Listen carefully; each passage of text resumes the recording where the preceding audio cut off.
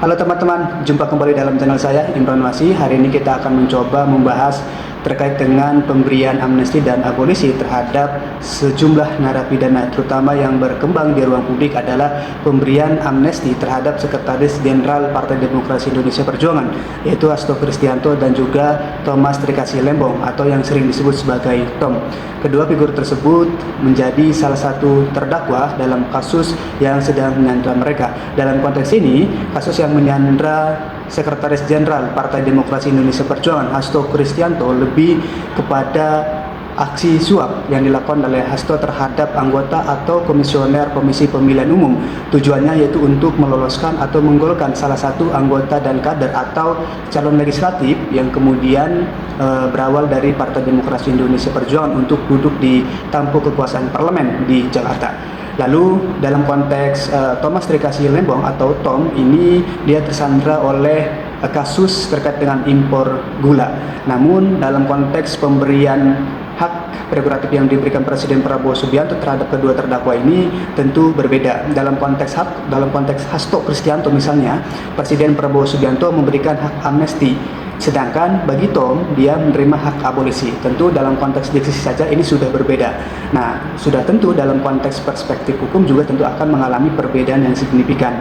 Pertama, dalam konteks pengadilan yang sudah dilakukan oleh Tom, dan bahkan muncul berbagai dukungan di ruang publik terhadap Tom bahwa tidak ditemukan kasus yang betul-betul ini menyandra Tom atau yang sudah dilakukan oleh Tom terhadap kasus impor gula, karena Tom ini berdalih bahwa sudah mendapatkan izin dari atasannya pada satu saat Tom menjabat sebagai menteri ya dalam kasus impor gula tersebut. Begitu. Dan selain itu juga kita temukan bahwa tidak ada mens rea atau motif jahat yang kemudian muncul dari dalam diri Tom dalam konteks itu. Dengan kata lain, pemberian amnesti pemberian abolisi terhadap Tom ini tentu sangat relevan dan juga memperoleh dukungan publik karena memang tidak ada motif jahat dan juga tidak ada hal-hal yang kemudian menguntungkan Tom maupun keluarga secara pribadi, begitu teman-teman. Nah, dalam konteks Hasto ini berbeda karena Hasto diduga melakukan penyuapan terhadap anggota atau komisioner Komisi Pemilihan Umum untuk menggolkan Harun Masiku yang hari ini masih menjadi DPO daftar pencarian orang oleh lembaga rasuah, yaitu Komisi Pemberantasan Korupsi. Nah, selain itu memang tidak bisa disangkal bahwa keduanya ini memiliki afiliasi politik yang berbeda. Thomas Trikasih Lembong memang ketika pemilu 2024 itu berada pada kongsi politik Anies Baswedan, Mohaimin Iskandar. Nah, artinya berada pada pasangan nomor urut 1. Sedangkan bagi Sekretaris Jenderal PD Perjuangan yaitu Hasto Kristianto, dia mendukung atau mengusung pasangan Ganjar Mahfud MD. Nah, dalam konteks itu kita lihat bahwa pemilu 2024 ini mencerminkan persaingan politik yang cukup kompetitif dalam konteks tadi ya teman-teman.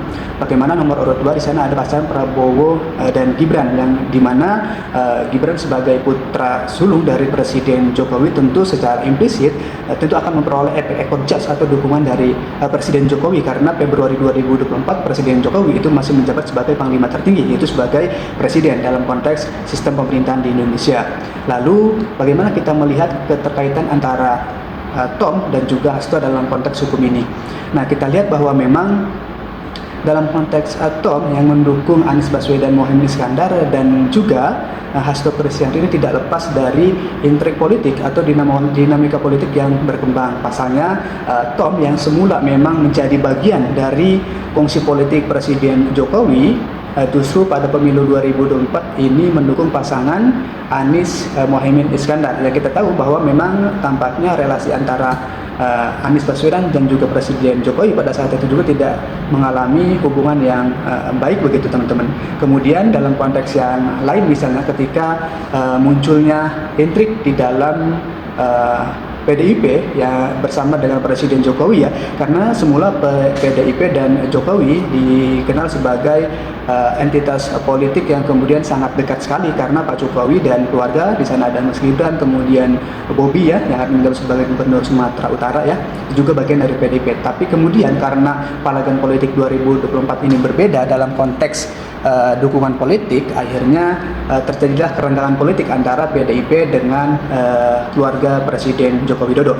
Oleh karena itu, tentu ini tidak bisa dinafikan ya dalam konteks politik di Indonesia, bagaimana politik hari ini juga terlihat sebagai panglima tertinggi dalam konteks sistem ya, dalam konteks sistem politik dan pemerintahan di Indonesia. Bagaimana tidak teman-teman, hari ini ketika kita mau mengurus sesuatu dan lain sebagainya, tentu ya kita harus memiliki otoritas, wewenang, dan itu kan bagian dari konteks politik itu sendiri.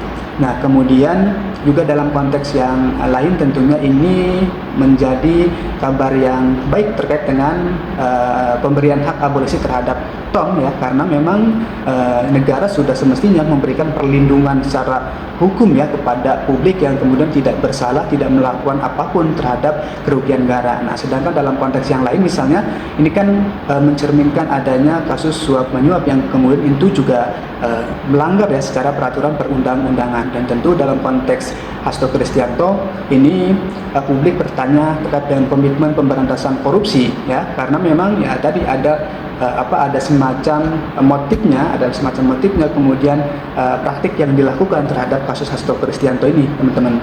Nah, artinya memang ini dua kasus yang berbeda dan kemudian direspon juga secara berbeda di ruang publik begitu. Nah, dengan demikian tentu kita bisa melihat apakah di bawah komando Presiden Joko Widodo, di bawah komando Presiden Prabowo Subianto ini bisa secara konsisten memberantas tindakan korupsi. Nah, yang saya lihat bahwa memang Prabowo Subianto memberikan hak amnesti dan abolisi terhadap Thomas Dikasih Lembong dan juga Hasto Kristianto ini untuk mendulang dukungan dari kelompok-kelompok yang hari ini secara implisit berada di luar koalisi pemerintahan Prabowo Gibran. Misalnya dalam konteks Hasto Kristianto, karena dia representatif dari Partai Demokrasi Indonesia Perjuangan, hari ini kita tahu bahwa PD Perjuangan ini berada di koalisi pemerintahan dan juga di sisi yang lain sebagai pemenang pemilu legislatif 2024. Nah, artinya PDIP mau tidak mau ini juga menjadi kekuatan politik yang sangat dominan yang sewaktu-waktu ini bisa melakukan otokritik atau melakukan fungsi checks and balances di parlemen begitu terhadap kebijakan maupun program yang dikeluarkan oleh pemerintah, baik oleh kabinet Presiden Prabowo Subianto dan Gibran Raka Buming Raka, teman-teman. Oleh karena itu, dalam konteks Hasto, pemberian amnesti ini adalah upaya untuk menarik dukungan dari PDIP untuk bergabung ke dalam koalisi pemerintahan. Gayung bersambut itu juga disambut oleh Ketua Umum terpilih PDI Perjuangan, itu Ibu Megawati Soekarno Putri, yang pada Kongres ke-6 PDIP di Bali menyatakan dukungannya bahwa PDIP akan bergabung ke dalam atau mendukung kebijakan maupun program pemerintahan Kabinet Prabowo Gibran, atau dalam term PDIP disebut sebagai sebagai penyeimbang kekuasaan begitu. Artinya dalam konteks ini satu langkah kaki dari politik PD Perjuangan itu berada di koalisi pemerintahan, sedangkan satu langkah kaki lagi ini berada di luar pemerintahan. Nah, hal itu dilakukan kenapa? Karena dalam konteks politik PDIP menyadari bahwa ketika kita berada di luar kekuasaan tentu tidak akan ada insentif kekuasaan yang bisa diterima, apalagi PDIP sudah memiliki pengalaman baik sebagai oposisi ketika misalnya rezim SBY dulu, maupun juga sudah merasakan bagaimana berada di dalam pemerintah. Nah, artinya satu langkah politik PDIP ini terlihat ada di dalam dengan adanya dukungan atau penyeimbang kekuasaan yang dilakukan oleh PDIP terhadap Kabinet Prabowo Gibran. Sedangkan dalam konteks yang lain, bagaimana PDIP ini juga berupaya untuk tidak menanggalkan para pemilihnya di akar rumput, terutama kaum nasionalis ya begitu.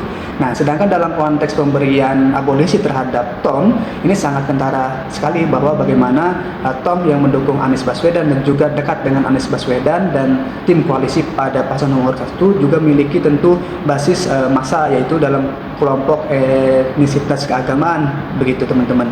Nah, bagaimana Kabinet Prabowo Gibran ini berupaya untuk mengumpulkan atau berupaya untuk mengakumulasi dukungan secara politik dari kelompok agama dan juga kelompok nasionalis begitu.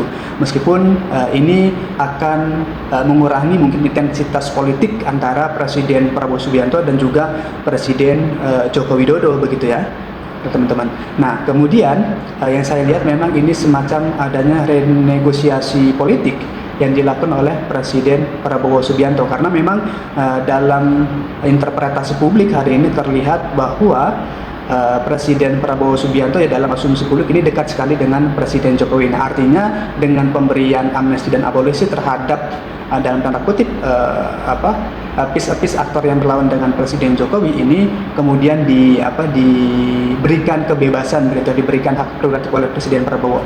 Nah, artinya memang ingin mencoba keluar dari bayang-bayang Presiden ketujuh ya, karena memang kita percaya sebagai publik, sebagai masyarakat, Presiden Prabowo Subianto mampu melakukan atau menjaga keseimbangan kekuasaan di tengah dinamika politik yang ada, teman-teman. Nah, artinya memang bagaimana Presiden Prabowo dan kabinet berupaya untuk menjaga keseimbangan kekuasaan, karena memang dengan menjaga keseimbangan kekuasaan ini kabinet pemerintahan bisa melakukan akselerasi kebijakan secara cepat dan terbuka ya tentunya. Dan kemudian di sisi yang lain, jika Partai Demokrasi Indonesia Perjuangan bergabung ke dalam koalisi Prabowo Gibran, maka tentu saja ini akan mengalienasi dukungan ataupun akan mengalienasi checks and balances yang dilakukan oleh entitas politik. Bayangkan sama teman-teman, hari ini partai politik berduyun-duyun untuk mendukung kabinet Prabowo Gibran begitu. Berarti yang tersisa hanya otokritik yang bisa dilakukan oleh masyarakat sipil, oleh para penegak hukum di lembaga peradilan tentunya, sebagai salah satu harapan yang hari ini untuk menjaga kualitas demokrasi di Indonesia. Oke, terima kasih atas atensi dan perhatiannya teman-teman. Mari kita diskusi. Saya tutup. Idina Siratul Mustaqim. Assalamualaikum warahmatullahi wabarakatuh.